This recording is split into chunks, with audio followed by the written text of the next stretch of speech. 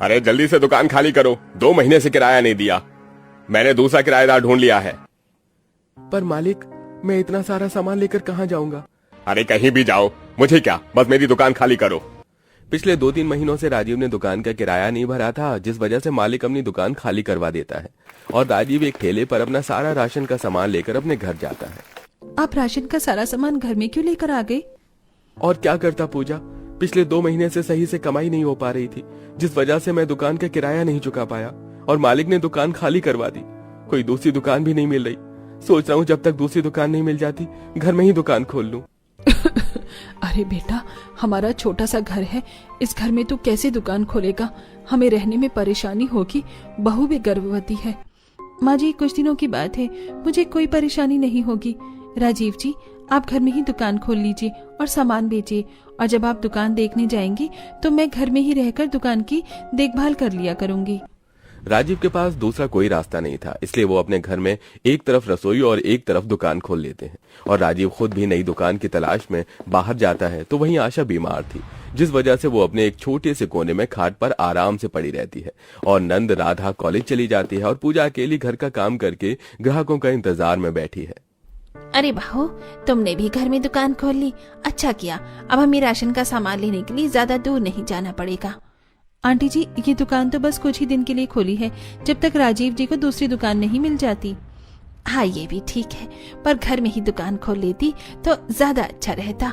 अच्छा चलो, अब 2 किलो चीनी दे दो जल्दी से, मेरे घर में मेहमान आए हुए हैं, और 2 पैकेट बिस्किट और 1 किलो नमकीन भी दे दो। पूजा उसे उसका सारा सामान देती है और वो औरत अपना सामान लेकर वहां से चली जाती है। अब इसी तरह कुछ दिन बीत जाते हैं और एक दिन जब पूजा खाना बना रही होती है तभी उसकी दुकान पर एक आदमी आता है और वो खांसने लगता है। अरे क्या बना रही हो? खास खास के सांस फूलने लगी है। मैं तो यहाँ 5 किलो आटा लेने आया था, पर लग रहा है कि मुझे अब बिना राशन लिए ही यहाँ से जाना पड़ेगा। माफ करना अंकल, भाभी खाना बना रही है। अब एक साइड रसोई है तो दूसरी तरफ दुकान, हमें भी दिक्कत हो रही है। आप बस मुझे 5 मिनट दीजिए, मैं आपका आटा देती हूँ। हाँ हाँ जल्दी दो, वरना मैं तो खांस खांस के ही मर जाऊंगा। जब तक पूजा रसोई में खाना बनाती है तब तक दूसरी राधा दुकान में आई ग्राहक संभालती है। अब इसी तरह कुछ दिन बीत जाते हैं और एक रात जब पूरा परिवार सो रहा होता है तो अचानक से उनके दरवाजे पर दस्तक होती है। अरे, रात के 1 बजे कौन हो सकता है? बेटा, मैं तो कहती हूँ दरवाजा खोलने मत जा। जो भी है कुछ देर दरवाजे को पीट कर चला जाएगा। हमारे कोई रिश्तेदार इतनी रात को नहीं आते, और कोई आता भी है तो फोन करता है। पता नहीं कौन है ये जो इतनी जोर से दरवाजा पीट रहा है। एक तो जब से घर में राशन की दुकान खोली है तब से मैं सही से सो भी नहीं पाती। पैर फैलाकर सोने की भी जगह नहीं है, ऊपर से पता नहीं इतनी रात को कौन आ गया नींद हराम करने के लिए। आशा के मना करने पर भी राजीव डरता हुआ दरवाजा खोलता है और देखता है कि 2 आदमी उसके सामने खड़े हैं। माफ करना भैया, रात के 1 बजे आपको परेशान कर रहा हूँ, पर आज मेरी भतीजी की शादी है और खाना कम पड़ गया है। इमरजेंसी के थोड़े चलते 1 चावल का कट्टा दे दो। कोई बात नहीं भाई साहब, अब हम आस पड़ोस के लोगों की रात में मदद नहीं करेंगे तो क्या फायदा मेरा घर में ही दुकान खोलने का। हाँ, रात के 1 बजे राजीव दुकान से ग्राहकों को 1 आटे का कट्टा देता है। ये देख आशा और राधा राजीव से कहती हैं, हमारे आस पड़ोस के लोग तो हमें रात में भी चैन से सोने नहीं देते। ये तो मजबूरी थी हमारी, जिस वजह से हमने घर में दुकान खोली, और ये लोग रात के 1 बजे आकर राशन मांग रहे हैं। हाँ भैया, अब तो आप बस जल्दी से दुकान देख ही लो। वैसे भी कुछ दिनों बाद मेरे कॉलेज के एग्जाम शुरू हो जाएंगे तो मैं घर में रहकर दुकान नहीं संभाल पाऊंगी। अपने घर वालों को परेशान देख राजीव और परेशान हो जाता है और अगली सुबह 5 बजे उठकर ही दुकान ढूंढने के लिए घर से निकल जाता है। और राधा भी कॉलेज चली जाती है, जिस वजह से अकेली गर्भवती पूजा दुकान नहीं संभाल पाती। वो जैसे ही रसोई में खाना बनाने बैठती है तो कोई ना कोई आ जाता है राशन लेने, तो उसे बार बार उठकर सामान देना पड़ता है और इसी बीच उसका खाना जल जाता है। पूजा बहू, कुछ जलने की बदबू आ रही है, लगता है तेरा खाना जल गया। थोड़ा सा टाइम देना आप लोग, मैं बस 5 मिनट में आती हूँ, चूल्हे पर खाना रखा है। दुकान के बाहर ग्राहकों को छोड़ पूजा भागते हुए रसोई में जाती है और खाना चूल्हे से उतारकर खुद से कहती है, मैं अकेली क्या क्या करूं? एक तरफ रसोई है तो दूसरी तरफ दुकान। दुकान पर ग्राहकों को देखती हूँ तो रसोई में खाना जल जाता है, और अगर रसोई संभालती हूँ तो ग्राहक चले जाते हैं। परेशान पूजा खाना उतार कर बाहर ग्राहक को संभालती है और अपनी परेशानियों से निजात पाने के लिए घर के बाहर चूल्हा बना लेती है और साथ में थोड़ा राशन बाहर भी रख लेती है ताकि उसे आसानी हो, और दोबारा से दोपहर का खाना बनाने लगती है। पर अब भी उसकी परेशानियां खत्म नहीं होती। अरे बहू, तुमने ये सही किया, दुकान के बाहर ही चूल्हा बना लिया। अब तुम दुकान भी संभाल पाओगी और खाना भी बना पाओगी। अच्छा, अब जल्दी से मुझे 5 किलो दाल दे दो। अरे दाल तो अंदर रखी है, मैं अंदर से लेकर आती हूँ, आप थोड़ी देर रुकना। अब जैसे ही पूजा दाल देने के लिए दुकान के अंदर जाती है, इसी बीच कुत्ता आकर खाने में मुंह मार देता है। पूजा कैसे ही बाहर आती है तो कुत्ते को भगाती है। भाग भाग! हे भगवान, अब क्या करूं? सारा खाना झूठा कर दिया इस महेश कुत्ते ने। बहू, ये खाना अब तक खाने लायक नहीं रहा, तुम्हें दोबारा से बनाना होगा। मैं तो कहती हूँ दुकान बंद करके कुछ देर के लिए रसोई में बैठकर खाना बना लो, उसके बाद दुकान खोल लेना। क्या करूं आंटी, अकेली हूँ। ननद कॉलेज गई है और आप तो जानती हैं कि मेरी सास कितनी बीमार है। पर आप शायद सही कह रही हैं। वैसे रोटी तो मैंने बना ली, बस सब्जी रहती है बनाने को, अब अंदर जाकर ही बनाना पड़ेगा। पूजा बात कर ही रही होती है कि तभी गाय आकर उसकी बनाई हुई रोटी भी मुंह में दबाकर ले जाती है। ये सब देखकर पूजा अपना सिर पकड़कर बैठ जाती है, और शाम को जब राजीव घर आता है तो पूजा सारी परेशानी अपने पति को बताती है। मैं समझ रहा हूँ पूजा, तुम्हें बहुत परेशानी हो रही है। बस कुछ दिन की और बात है, मैं दुकान देख रहा हूँ। भैया जल्दी देखो, मैं तो कहती हूँ जहाँ आपको छोटी दुकान मिलती है वहीं अपनी दुकान शिफ्ट कर लो। घर में बिल्कुल भी जगह नहीं है, न खाने की जगह है न सोने की जगह। मेरे कपड़े भी नहीं मिलते, मैं कई बार कॉलेज के लिए भी लेट हो जाती हूँ, और घर में रहकर भाभी की भी मदद नहीं कर पा रही। आखिर मेरे एग्जाम तो चल रहे हैं कॉलेज के। हाँ बेटा, अब तो मुझे भी दिक्कत होती है। कई बार तो मैं भी दुकान संभालने की कोशिश करती हूँ, पर बार बार ग्राहक आते रहते हैं, और तू तो जानता है मैं इतना चल फिर नहीं सकती। अपने घर वालों को परेशान देख राजीव भी परेशान हो जाता है। अब इसी तरह कुछ दिन बीत जाते हैं, और एक दिन पूजा परेशान होकर राशन की दुकान बंद है का बोर्ड लगा देती है और घर में रहकर काम करती है और अपनी सास की सेवा करती है। और उस दिन राजीव घर जल्दी आता है और अपने घर वालों को खुशखबरी देता है। अरे पूजा, तुमने दुकान क्यों बंद कर रखी है? दुकान खोलो, आखिर इसी दुकान की कमाई से तो मुझे एक नई छोटी सी दुकान मिली है। तुम जानती हो वहाँ मेरी इकलौती राशन की दुकान होगी। मुझे उम्मीद है वहाँ मेरी अच्छी कमाई होगी, इसलिए एक दिन की और परेशानी झेल लो। अपने पति की बात सुनकर पूजा के चेहरे पर खुशी आ जाती है और वो दुकान बंद है का बोर्ड हटा देती है और अपने पति और नंद के साथ बैठ जाती है और सब लोग खाना खाते हुए बातें करते हैं। आखिर भगवान ने हमारी सुन ली, ये तो बहुत अच्छी खबर सुनाई भैया आपने। सही कह रही हो राधा तुम, और जानती हो वहाँ का किराया भी बहुत कम है। अब मुझे लग रहा है कि मैं उस छोटी सी दुकान में अच्छे से कमाई कर पाऊंगा और घर चला पाऊंगा। बस आज की बात है, उसके बाद कोई परेशानी नहीं होगी। सही बोला आपने, बस एक दिन की बात है, उसके बाद हमारी अलग दुकान होगी, फिर हम पहले की तरह ही आराम से रह पाएंगे। वो सब तो ठीक है पूजा, पर मैं घर नहीं जा पाऊंगा। दोपहर को तुम सुबह ही मेरे लिए खाना बना देना, दुकान यहाँ से दूर है। सुबह खोलूंगा तो सीधा रात को ही दुकान बंद करके घर आ पाऊंगा। कोई बात नहीं भैया, अभी जो हम परेशानी झेल रहे हैं ये परेशानी तो उससे अच्छी है। इस तरह रात को ही राजीव अपने घर से राशन का सारा सामान अपनी नई दुकान में शिफ्ट करता है। वो एक पक्का इलाका था जहां उसकी दुकान अच्छी चलती है, और बहुत जल्द वो अपने पुरानी दुकान के मालिक को भी दुकान का किराया दे देता है और छोटी सी दुकान में अच्छे से अपनी दुकान करके अपना परिवार चलाता है। बच्चों, तुम लोग ठीक तो हो ना? किसी को चोट तो नहीं लगी? और पूनम, तुम भी ठीक तो हो ना? कितना हाफ रही हो तुम। बैठो, मैं तुम्हारे लिए पानी लेकर आती हूँ। हाँ, ये तो भगवान का लाख लाख शुक्र है कि चिंकी की आंख खुल गई और उसने हमें जगा दिया, वरना आज तो उस ट्रेन के नीचे आकर हम लोग तो मर ही जाते। शुभ शुभ बोलो, लेकिन ऐसा कब तक चलेगा? हर दिन डर डर के हम लोग इस रेलवे टनल के अंदर जी रहे हैं। जब भी आंख लगती है तो एकदम घबरा कर उठ जाती हूँ कि कभी ट्रेन आ ना जाए। हमारे पति हमारे साथ होते तो कितना अच्छा होता ना। जाने ये लोग कब आएंगे और कब हमें इस नर्क से निकालेंगे। पांचों बहुएं, जिसमें से पूनम 6 महीने की गर्भवती थी, वहीं बाकी चारों बहुएं अपनी बेटियों के साथ आखिरकार क्यों इस रेलवे टनल के अंदर रह रही थी। आखिरकार इनके साथ क्या हुआ था? ये लोग बेघर होकर यहाँ इस रेलवे टनल के अंदर रह रही थी। आइए इनकी इस दुख भरी कहानी को जानने के लिए हम इस कहानी में थोड़ा पीछे चलते हैं। नहीं पिताजी, हमें घर से मत निकालिए, हम पर तरस खाइए। हम आपकी बहुएं हैं, हम इस ठंड में कहाँ जाएंगे? बहुत हो गया, अरे बहुत बर्दाश्त कर लिया मैंने तुम पांचों को।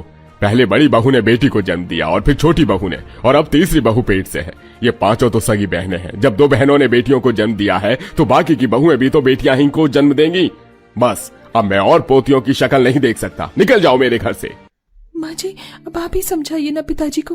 बाहर कितनी ठंड है, ऐसी हालत में हम लोग कहाँ जाएंगे। कम से कम हम पर न सही इन दो मासूम बच्चियों और पूनम की हालत पर तो तरस खाइए। भगवान से डरिए आप, जो कर रहे हैं वो ठीक नहीं है। जब हमारे बेटे शहर से वापस आएंगे तो हम उन्हें क्या जवाब देंगे। तुम अपना मुंह बंद करो, मेरे बैठे हैं, मैं खुद उन्हें संभाल लूंगा। और तुम पांचों अभी तक नहीं गई? हाँ, जल्दी से अपना बोरिया बिस्तर बांधो और निकल जाओ यहाँ से। अपनी दकियानूसी सोच के चलते सुरेंद्र अपनी पांचों बहू और दोनों पोतियों को घर से कड़कड़ाती ठंड में धक्के मारकर बाहर निकाल देता है, जिसके बाद अब वो सभी ठंड से कांपती हुई पूरे गांव में इधर से उधर भटकने लगती हैं और चलते चलते एक रेलवे टनल के पास पहुंच जाती हैं। ठंड हद से ज्यादा बढ़ चुकी थी, जिसके चलते अब किसी से भी कदम आगे नहीं बढ़ाए जा रहे थे। माँ, चाची बहुत ठंड लग रही है, अब और चला नहीं जा रहा। ठंड तो हम सभी को लग रही है। पूनम की हालत भी काफी खराब हो गई है, लेकिन हम जाए कहाँ? इतनी रात में हमें कौन सहारा देगा? एक काम करते हैं, इस रेलवे टनल के अंदर चलते हैं। सुबह होने तक यहीं इंतजार करते हैं। सुबह होने के बाद देखेंगे कि क्या करना है क्या नहीं। पांचों बहुएं दोनों बच्चों को लेकर उस रेलवे टनल के अंदर चली जाती हैं और अब सारी रात सभी रेलवे टनल के अंदर ही गुजारते हैं। अगले दिन होते ही सभी बहुएं रेलवे टनल से बाहर आ जाती हैं। माँ, हम लोग कहाँ जाएंगे? दादाजी ने हमें घर से क्यों निकाल दिया? वही तो बेटा, कुछ समझ नहीं आ रहा है। पास में इतने पैसे भी नहीं है कि कहीं किराए का घर लेकर रह सके, और इतनी ठंड में हम कहाँ भटकेंगे। एक बात कहूँ, मेरी मानो तो हम सब इस रेलवे टनल के अंदर ही रहते हैं। मैंने सुना है इस टनल से सिर्फ 2 बार ही ट्रेन गुजरती है, एक सुबह और शाम। हम लोग ट्रेन का समय देख लेंगे और जब भी ट्रेन टनल से गुजरने वाली होगी तो हम टनल से बाहर निकल जाएंगे। यही पास में रेलवे ट्रैक का काम चल रहा है, तो मैं वहां पर कोई काम देख लूंगी। तारा बिल्कुल सही कह रही है। कल रात हम सब इस रेलवे टनल में आराम से सो गए थे, क्योंकि अंदर से ये काफी गर्म था। अब जब तक हमारे पति शहर से गांव नहीं आ जाते, तब तक हम यहीं पर अपना बसेरा करना होगा। पास में ही प्लेटफॉर्म है, तो मैं वहां पर कोई काम देख लूंगी और जो भी पैसे मिलेंगे उससे हम लोग अपना गुजारा चला लिया करेंगे। बाकी बहू को प्रियंका और तारा की बात काफी हद तक ठीक लगती है, जिसके बाद अब तारा रेलवे ट्रैक पर मजदूरी और प्रियंका प्लेटफॉर्म पर साफ सफाई का काम शुरू कर देती है। वहीं बाकी की बहुएं टनल के अंदर पड़े पत्थरों को जमा करके उनसे सोने लायक छोटा सा बिस्तर बना लेती हैं। वहीं साथ में खाना बनाने के लिए एक मिट्टी का चूल्हा भी। सुबह तकरीबन 10 बजे इस टनल से ट्रेन गुजरती है और रात में 1 बजे। अब जब भी ट्रेन के गुजरने का समय होगा तो हम सब लोग बाहर निकल जाया करेंगे। सभी बहुएं अब इस रेलवे टनल के अंदर ठंड में अपना गुजारा करने लगती हैं और ऐसे ही कुछ दिन गुजर जाते हैं। बाप रे बाप, टनल के बाहर निकलते ही ये ठंडी हवाएं तो बिल्कुल जान से मारने का काम करती है। कितनी ठंड हो रही है। जल्दी से बर्तन धोकर टनल के अंदर घुस जाती हूँ। तारा प्रियंका दोनों रोज की तरह काम पर गए होते हैं। वहीं श्रेया सब्जी लाने के लिए मंडी और दोनों बच्चे टनल के बाहर बैठकर खेल रहे होते हैं। साक्षी भी बर्तन धो रही होती है कि तभी ट्रेन के आने का समय हो जाता है। वहीं 6 महीने के गर्भवती पूनम टनल के अंदर बैठे बैठे सो जाती है। ट्रेन पूनम के बिल्कुल करीब पहुंच चुकी थी कि तभी साक्षी पूनम का हाथ पकड़कर उसे टनल के बाहर खींच देती है, जिससे पूनम ट्रेन से तो बच जाती है, लेकिन उसके पैर में काफी चोट लग जाती है। मेरा पैर। मुझे माफ कर देना पूनम, अगर मैं तुम्हें बाहर नहीं निकालती तो कुछ भी हो सकता था। तुम यहाँ बैठो, मैं जल्दी से हल्दी का लेप बना लेती हूँ। इस रेलवे टनल के अंदर रहकर सभी बहुएं ठंड से तो बच गई थी, लेकिन आए दिन उन्हें किसी न किसी परेशानी का सामना करना पड़ता था। रात बहुत हो चुकी थी और अब फिर से एक बार और टनल से ट्रेन गुजरने का समय हो गया था। सभी लोग गहरी नींद में सो रहे होते हैं कि तभी अचानक चिंकी की आंख खुलती है। ये टनल के अंदर गोल गोल से क्या चमक रहा है? मम्मी उठो ना मम्मी, देखो वो क्या है? चिंकी के उठाने पर प्रियंका जैसे ही उठती है तो काफी घबरा जाती है। हे भगवान, ये तो ट्रेन के आने का समय हो गया है। उठो जल्दी से, सब उठो, हमें टनल से बाहर निकलना होगा। प्रियंका जल्दी सभी को उठाती है और अब सब लोग टनल से बाहर निकल जाते हैं। इस टनल के अंदर रहकर सभी बहुओं और उनके बच्चों को आए दिन अपनी जान पर खेलना पड़ता था। ऐसे ही एक दिन तीसरी बार मिट्टी का चूल्हा बनाया था, लेकिन जब भी ये ट्रेन गुजरती है तो इस मिट्टी के चूल्हे को तोड़कर चली जाती है। अब हम क्या करें, बाहर भी तो चूल्हा नहीं बना सकते। एक काम करते हैं, पत्थर का चूल्हा बना लेते हैं। आसपास बड़े पत्थरों का चूल्हा बनाकर उस पर खाना बनाएंगे, और ये टूट भी गए तो बनाने में भी आसानी होगी। मिट्टी का चूल्हा सूखने में भी समय लेता है, लेकिन इसमें कोई भी समय नहीं लगेगा। ऐसे ही काफी दिन गुजर जाते हैं। आज इस रेलवे टनल से ट्रेन तो गुजरती है, लेकिन ये ट्रेन टनल से बाहर निकलने के बजाय टनल में ही रह जाती है। बहुत डर लग रही है। चाची, ये ट्रेन यहाँ रुक क्यों गई, जा क्यों नहीं रही? बेटा, आगे ट्रैक टूटा हुआ है, इसलिए जब तक ट्रैक बनेगा तो ये ट्रेन यहीं पर रुकी रहेगी। सभी बहू इसी तरह परेशानी में रह रही थी और ऐसे ही काफी समय गुजर जाता है। प्रियंका हर रोज की तरह प्लेटफॉर्म पर साफ सफाई का काम कर रही होती है कि तभी उस प्लेटफॉर्म पर एक ट्रेन आकर रुकती है। इस ट्रेन में से कोई और नहीं बल्कि उन सभी बहुओं के पति निकलते हैं जो शहर से काम करके थोड़े दिनों के लिए गाँव आए होते हैं। जैसे ही अपनी पत्नी प्रियंका को यूं प्लेटफॉर्म पर साफ सफाई का काम करता देखता है तो भागता हुआ वो उसके पास जाता है। ये सब क्या है? तुम प्लेटफॉर्म पर इस तरह सफाई क्यों कर रही हो? और ये तुमने अपनी क्या हालत बना ली है? पता है, हम कब से आप लोगों का इंतजार कर रहे थे। आपके जाने के बाद हम पर कितने अत्याचार हुए, हमें घर से निकाल दिया गया। तुम्हें माँ ने घर से निकाल दिया? लेकिन क्यों? माँ नहीं, पिताजी ने घर से निकाला है।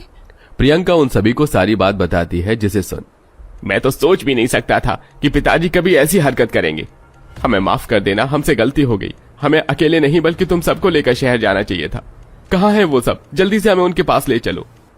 प्रियंका जैसे ही उन सभी को टनल के पास ले जाती है और वो सब जैसे ही अपने बच्चों और अपनी पत्नियों की हालत देखते हैं तो सभी की आंखों में आंसू आ जाते हैं और वो सब अपने माता पिता से मिले बगैर ही अपनी पत्नी और बच्चों को लेकर ट्रेन से सीधा शहर आ जाते हैं और अब पांचों बहुएं अपने बच्चों और पतियों के साथ हंसी खुशी शहर में रहती हैं।